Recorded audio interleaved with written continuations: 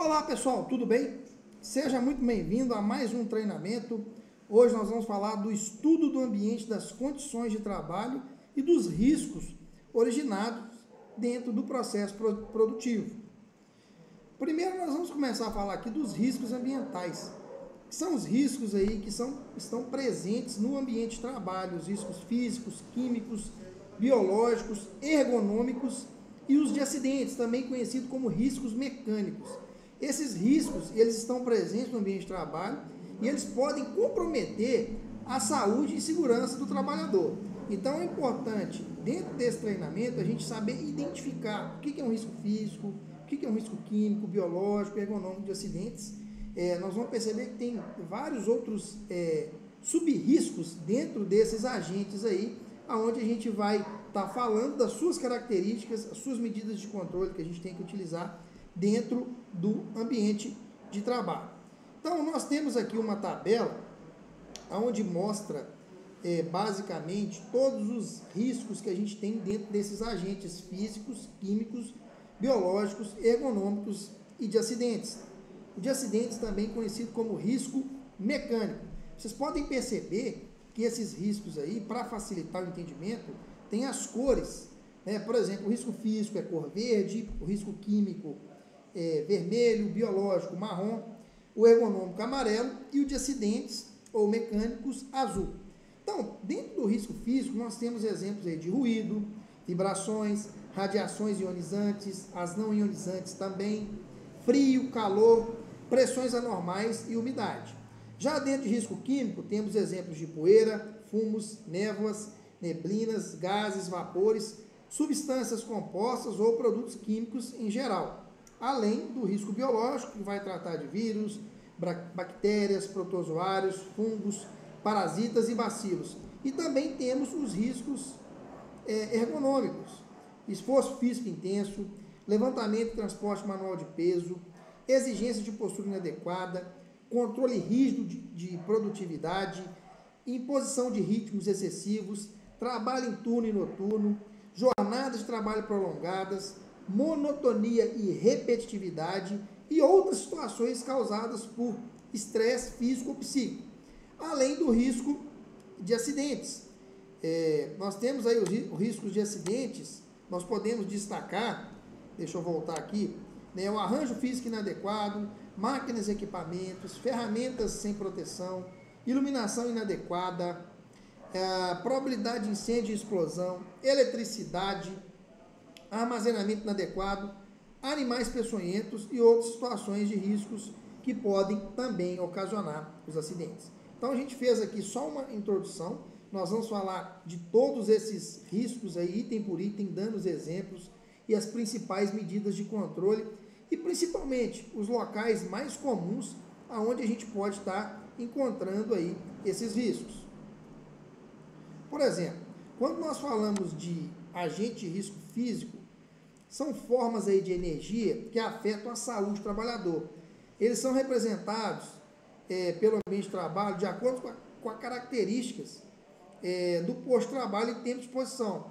E também podem causar danos à saúde. Todos os riscos físico, químico e biológico, geralmente são riscos que a gente tem que fazer a mensuração quantitativa ou qualitativa, e são riscos que têm a característica que pode aí causar danos à saúde do trabalhador. A gente vai estar falando quais esses danos. Por exemplo, o que é o ruído?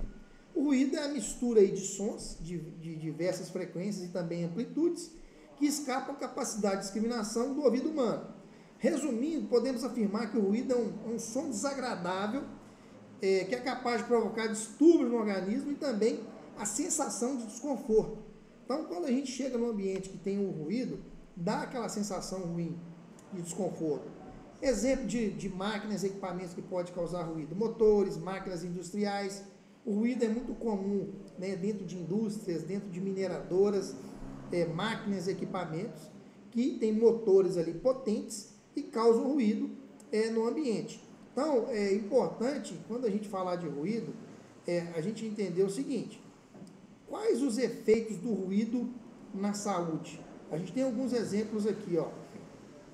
Por exemplo, a pessoa que é exposta a ruído aí, sem a devida proteção, ela vai ter problemas na comunicação, ela vai ter baixa concentração, vai ter desconforto também, cansaço, nervosismo, baixo rendimento, pode ocasionar um acidente, alterações menstruais e também impotência sexual, né? Para a mulher aí, né? Ela pode causar aí essa alteração, para o homem também, né? Ele pode ter a questão da impotência sexual quando ele tem essa exposição ao ruído sem a devida proteção, insônia, zumbidos no ouvido, estreitamento dos vasos sanguíneos e aumento da pressão sanguínea, contração dos músculos e também ansiedade e tensão. Então, esses são alguns dos efeitos à saúde do ruído, o efeito do ruído, que ele pode ocasionar para a pessoa que não tem a devida proteção quando ela está exposta a esse tipo de risco. Então, nós vamos falar aqui agora, né, os fatores aí que vai influenciar com relação ao risco de ruído. Por exemplo, tempo de exposição. Quanto mais o colaborador ele ficar exposto ao ruído, maior o perigo. Então, o ideal, quando a gente tem uma fonte geradora de ruído, um motor, uma máquina, por exemplo, é a gente tentar eliminar, tirar aquela máquina. Tem como tirar a máquina, eliminar ela do ambiente de trabalho? Não tem. Tem como eu substituir ela, ou colocar uma medida de engenharia. E aí, quando eu consigo fazer isso, eu vou reduzir aquele nível de ruído. Eu vou estar agindo na fonte. Por exemplo, outro fator que influencia, o tipo de ruído. O ruído, por exemplo, ele pode ser contínuo, que é o mais comum. Ele pode ser intermitente, né? O contínuo é aquele ruído sem parar. Ele é o tempo inteiro. Uma máquina que funciona ali, por exemplo, 24 horas. Ela está ali naquele ruído contínuo. Ele pode ser intermitente, né? Ele ocorre de vez em quando, ou de impacto, ocorre de repente.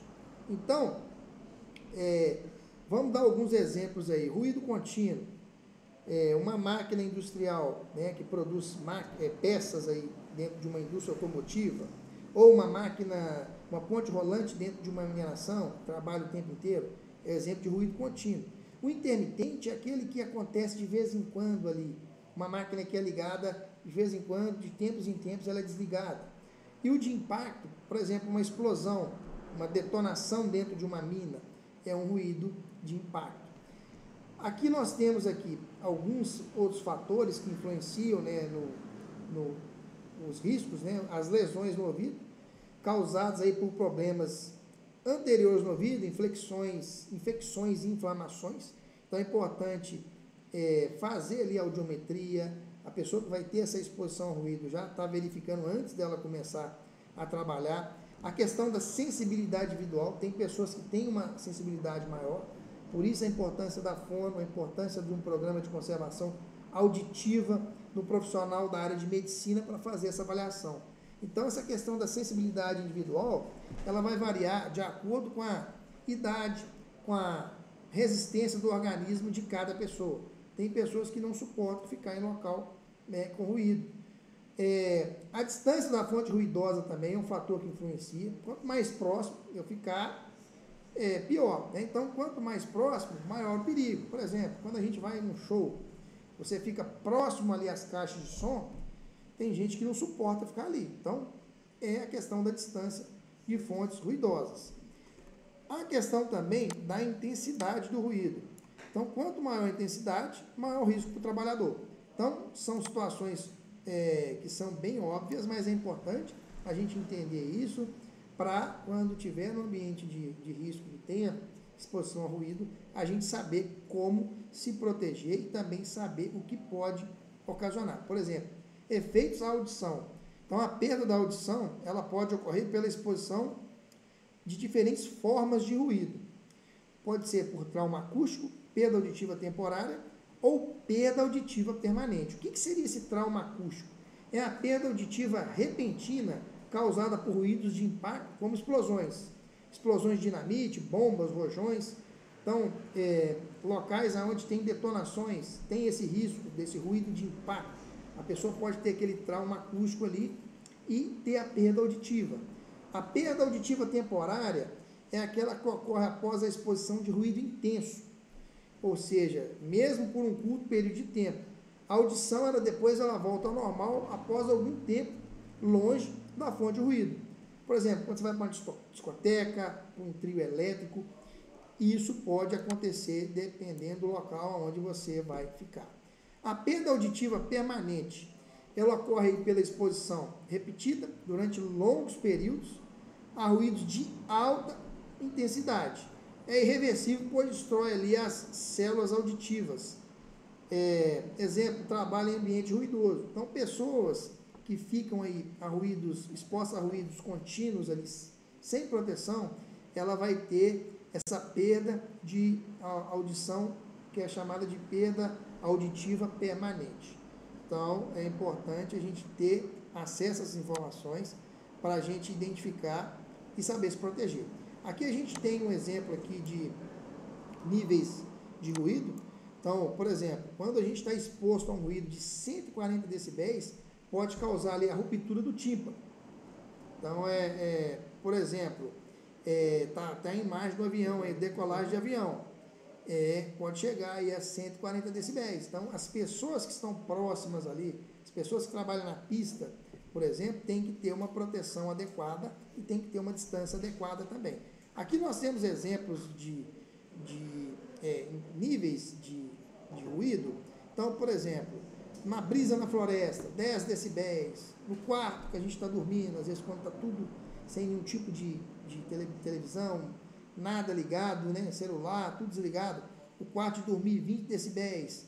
Uma conversa normal, uma biblioteca de 25 a 45. Uma sala de estar, por exemplo, 55 decibéis. Por exemplo, o trânsito rodoviário intenso, ele chega de 60 a 80 decibéis. Um escritório também, com muitas pessoas ali falando, máquinas, equipamentos, fica ali entre 60, 75, 80 decibéis. Música pode chegar ali de 90 a 110 decibéis. Banda de música de rock, por exemplo, também, né, de 110 a 115 decibéis.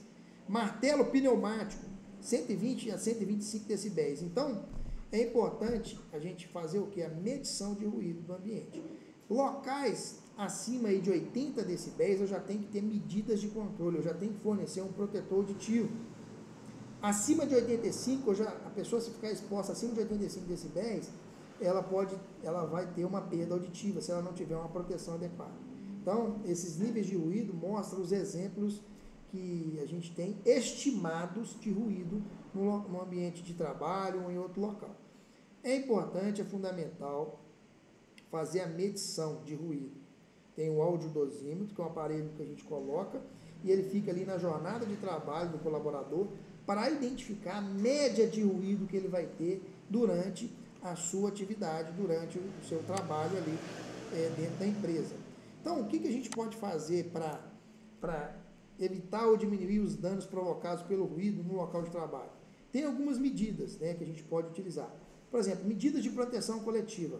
Por exemplo, eu posso enclausurar uma máquina que produz ruído para fazer o que? O isolamento do ruído.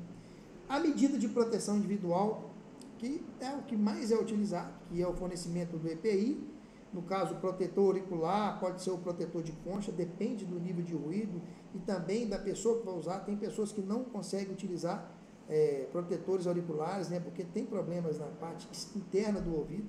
Então, o EPI, ele deve ser fornecido na impossibilidade de eliminar o ruído ou como medida complementar. Mas é importante a gente obedecer o que nós chamamos de hierarquia de controle. Ou seja, eu tenho ruído, eu não vou simplesmente só fornecer o protetor auditivo. Eu tenho que tentar implementar as medidas. Tem como eliminar a máquina, substituir, colocar medidas de proteção ou medidas de engenharia, né, que é o enclausuramento. Às vezes eu consigo enclausurar a máquina e reduzir o nível de ruído, e às vezes a pessoa que vai operar a máquina nem precisa de utilizar o protetor auditivo, se eu conseguir abaixar ali o ruído abaixo de 80 decibéis. Tem algumas medidas médicas, né? Por exemplo, o exame de audiometria, para quem trabalha em locais com ruído acima de 80 decibéis, já tem que fazer esse exame de audiometria. Né? Às vezes, dependendo da situação, tem que afastar a pessoa do local de trabalho, fazer um revezamento também. São medidas para diminuir os danos provocados. Outras medidas educacionais, a questão do treinamento, da orientação para o uso correto do equipamento de proteção individual, guarda conservação desse EPI, limpeza desse EPI é fundamental, a campanha de conscientização. Você que é colaborador, que vai estar exposto ao ruído, tem que saber que o EPI é para proteger a sua saúde. A empresa tem a obrigação de fornecer, mas você tem a responsabilidade de estar usando. E algumas medidas administrativas, né? A empresa tem que tornar obrigatório o uso do equipamento de proteção individual e também controlar e exigir o seu uso para as pessoas que vão estar trabalhando aí no ambiente de trabalho que tem exposição ao ruído. Muito bem, nós falamos do ruído, da importância do ruído, nós vamos falar de outro agente físico, que é a vibração. O que é a vibração? É o movimento oscilatório de um corpo devido aí a forças desequilibradas de componentes rotativos e movimentos alternados de uma máquina ou equipamento. Então, por exemplo, trator de esteira, martelete pneumático, é exemplo de equipamento que tem a vibração. Por exemplo, ônibus, trator, caminhão, né, que tem a vibração. Tem dois tipos de vibração, né? A vibração de mãos e braços, dos membros superiores, e a vibração de corpo inteiro. A vibração de corpo inteiro, geralmente, é na posição onde eu vou fazer uma atividade sentado. É quando eu estou operando alguma máquina, algum equipamento, pode ter uma vibração acima dos limites ali, aonde eu tenho que fazer também uma avaliação, tem um equipamento específico que faz essa avaliação de vibração para ver se está dentro do limite de tolerância. Então, na indústria, é muito comum o uso de máquinas e equipamentos que produzem vibrações, as quais podem ser nocivas ao trabalhador. Como é que pode ser esse tipo de vibração? Pode ser localizadas, que é em certas partes do corpo, são provocadas por ferramentas manuais, elétricas e pneumáticas, principalmente mãos e braços, né? O ponto ali de contato com esses equipamentos. Quais são as consequências? Eu posso ter alteração neurovascular nas mãos, problemas nas articulações das mãos e também a questão da osteoporose, que é a perda de substância óssea. Então, por isso que é importante a gente identificar e saber qual que é a intensidade dessa vibração. A generalizada, que é conhecida como a vibração de corpo inteiro. Quais são as lesões? As lesões ocorrem com os operadores de grandes máquinas, como motoristas de caminhões, ônibus, tratores. Quais são essas consequências? Lesões na coluna vertebral e também o que a gente chama de dores lombares. O que a gente faz para evitar ou diminuir as consequências das vibrações? É recomendado aí o revezamento dos trabalhadores expostos aos riscos. Por quê? Eu vou ter um tempo menor de exposição daquele trabalhador referente àquela máquina ou equipamento. Aqui a gente tem alguns exemplos, né, de síndrome dos dedos brancos, né, quando utiliza equipamentos aí, aonde vai ter a vibração em mãos e braços. A gente tem um exemplo do martelete, de uma outra ferramenta manual também. Além disso, né, a questão da vibração. É fundamental as avaliações quantitativas, para mim identificar a intensidade de vibração que eu vou ter, para ver se está acima do limite, para ver se eu vou ter que implementar um revezamento daquela máquina ou equipamento. Agora nós vamos falar um pouco das radiações não ionizantes.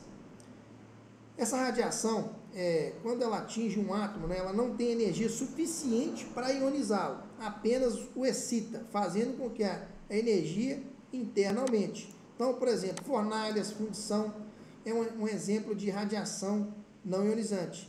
Essas radiações não ionizantes, ela tem a questão da radiação infravermelha, que é proveniente da operação em fornos, ou de solda oxiacetilênica, radiação ultravioleta, como a gerada aí por operações com solda elétrica, ou ainda raios lasers e também micro-ondas. Quais são os efeitos dessas radiações não ionizantes? Seus efeitos é o quê? Perturbações visuais, conjuntivite, cataratas, queimaduras e também lesões na pele. Essas radiações não ionizantes. A gente tem imagem de alto forno, de locais aí, que pode principalmente a gente ter problemas aí na visão. Então é importante a questão da avaliação qualitativa dessas radiações, o fornecimento de equipamento de proteção individual também, para evitar qualquer tipo de problema com relação à conjuntivite, a cataratas, enfim, danos à saúde. Já a radiação ionizante, quando ela atinge um átomo, ela tem a capacidade de subdividi-lo em duas partes eletricamente carregadas. Este efeito é denominado ionização e as duas partículas formadas são chamadas par iônico.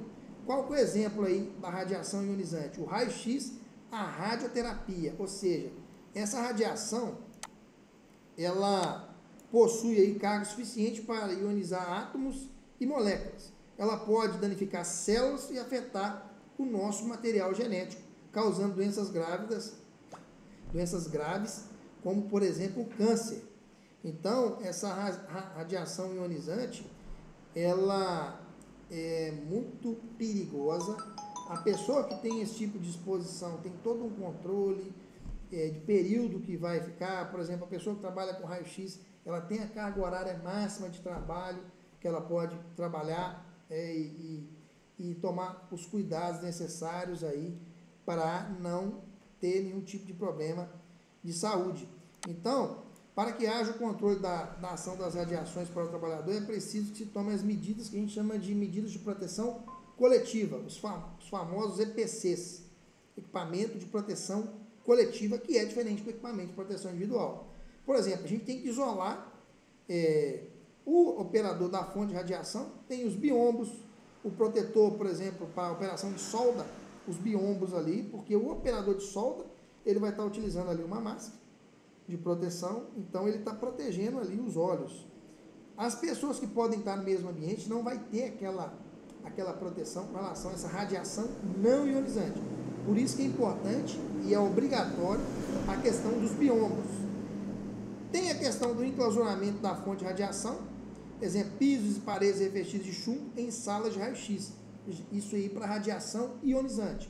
Então, as salas aí onde é feito o raio-x, por exemplo, tem todo um projeto de isolamento, porque as pessoas que vão estar expostas ali têm que ter o equipamento de proteção e o local onde vai ter a radiação tem que ser protegido para não emitir essa radiação para outros ambientes daquele imóvel ali onde são feitos os exames.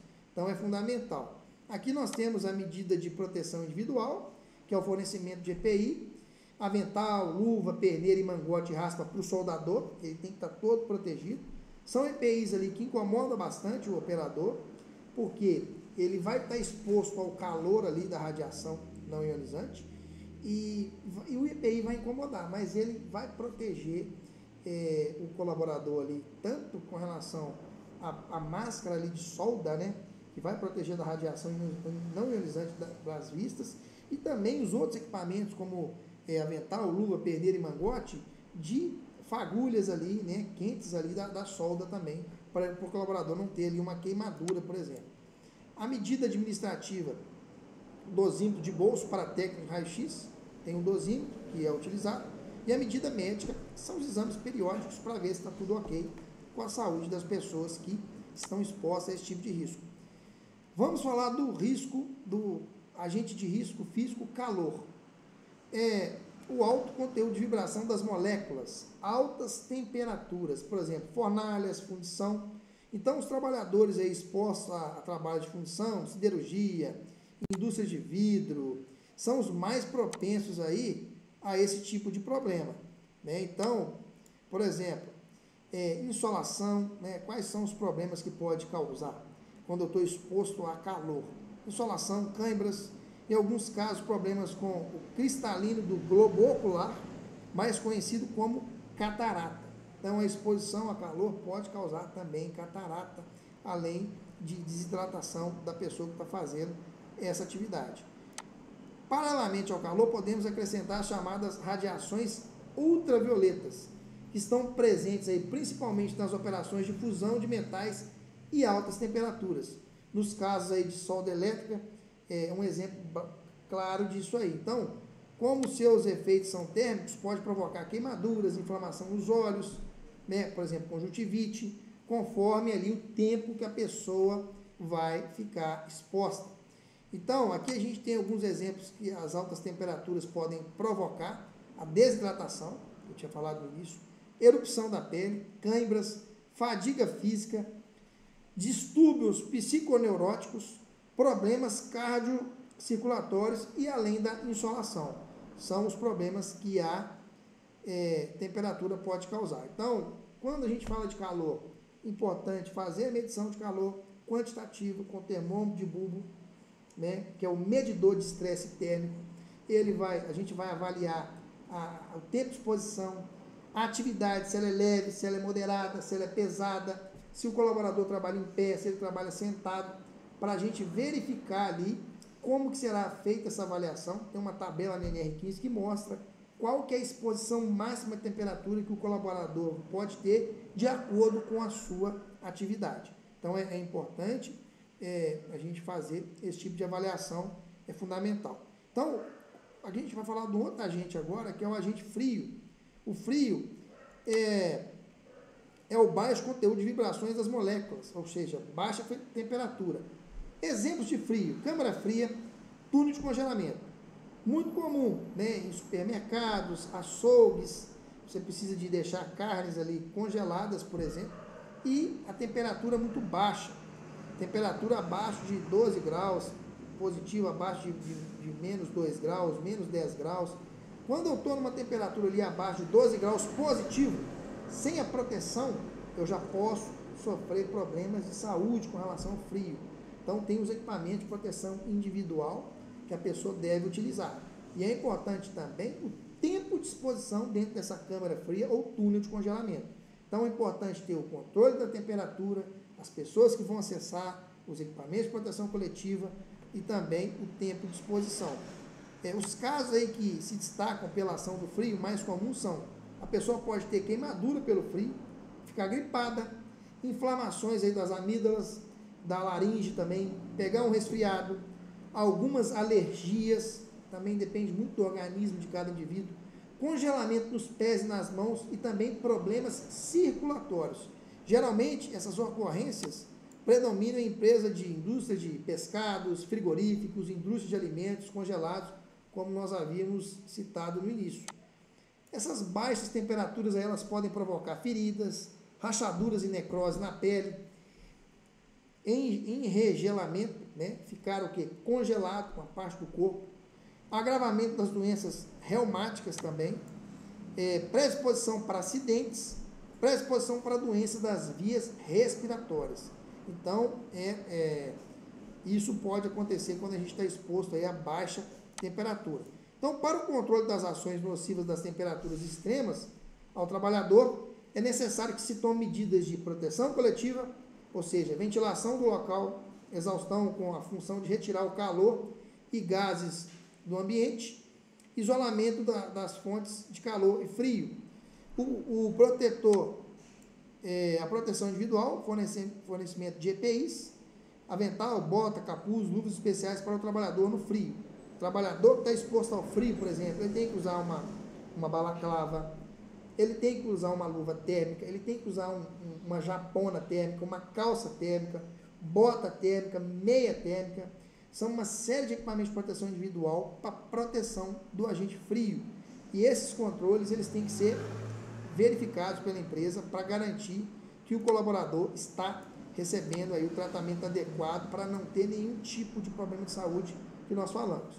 Quando nós falamos de umidade, que é um outro agente físico, é a presença de água no ambiente de trabalho. Por exemplo, laticínios, frigoríficos, é muito comum ficar locais ali encharcados. Então, as atividades, operações executadas em locais alagados ou encharcados, com umidade excessiva, capaz de produzir danos à saúde dos trabalhadores, elas são situações aí consideradas insalubres e devem ter atenção dos prevencionistas por meio de verificações realizadas nesses locais para estudar a implantação de medidas de controle. Então, a pessoa que está exposta à umidade, ela tem que ter a proteção, luvas, botas impermeáveis, avental. Impermeável por quê? Para não ter contato direto com o corpo, com o organismo. Além da umidade, né, a questão da umidade, a exposição do trabalhador à umidade pode acarretar doenças do aparelho respiratório, quedas, doenças de pele, doenças circulatórias, entre outras. Para o controle da exposição do trabalhador à umidade, pode ser tomadas medidas de proteção coletiva, como o estudo de modificações do processo de trabalho, colocação de estrado de madeiras ralos para escoamento, ou seja, plataformas ali para o colaborador não ficar em contato direto com essa água que fica ali presa naquele local. Medidas de proteção individual, como eu havia falado, luvas de borracha, botas, avental para trabalhadores em galvanoplastia, cozinha, limpeza, enfim. São uma série de situações. Além do agente físico, umidade, temos as pressões anormais, né? Há uma série de atividades em que os trabalhadores ficam sujeitos a pressões ambientais acima ou abaixo das pressões normais, isto é, da pressão atmosférica e que normalmente estamos expostos. Temos aí altas pressões, são as que se situam acima da pressão atmosférica normal. Elas ocorrem em trabalhos realizados em tubulações de ar comprimido, máquinas de perfuração, caixões pneumáticos e trabalhos executados por mergulhadores. Aí temos exemplos aí de caixões pneumáticos, compartilhamentos, estanques instalados nos fundos dos mares, rios e represas onde é injetado ar comprimido que expulsa a água do interior do caixão, possibilitando o trabalho. São usados na construção de pontes e barragens. Então, é uma particularidade. As pessoas que executam esse tipo de atividade de altas pressões, aí, pressões anormais, têm que receber um treinamento específico, um treinamento diferenciado. Nós temos aí também um exemplo aí de baixas pressões, são as que se situam abaixo da pressão atmosférica normal e ocorrem em trabalhadores que realizam tarefas em grandes altitudes. No Brasil, são raros os trabalhadores expostos a esse risco. Então, a exposição a pressões anormais podem aí causar a ruptura do tímpano, quando o aumento da pressão for brusco e a liberação do nitrogênio por tecidos e vasos sanguíneos pode levar à morte. Por quê? Por ser uma atividade de alto risco, exige a legislação específica, né, da NR15, que tem que ser obedecida com relação às pressões anormais. Pessoal, nós falamos aí sobre os riscos ambientais, físicos, químicos, biológicos, ergonômico, mecânico. Essa primeira parte nós focamos aí nos riscos físicos e na próxima aula nós vamos falar dos agentes químicos. Um forte abraço e te aguardo até a próxima.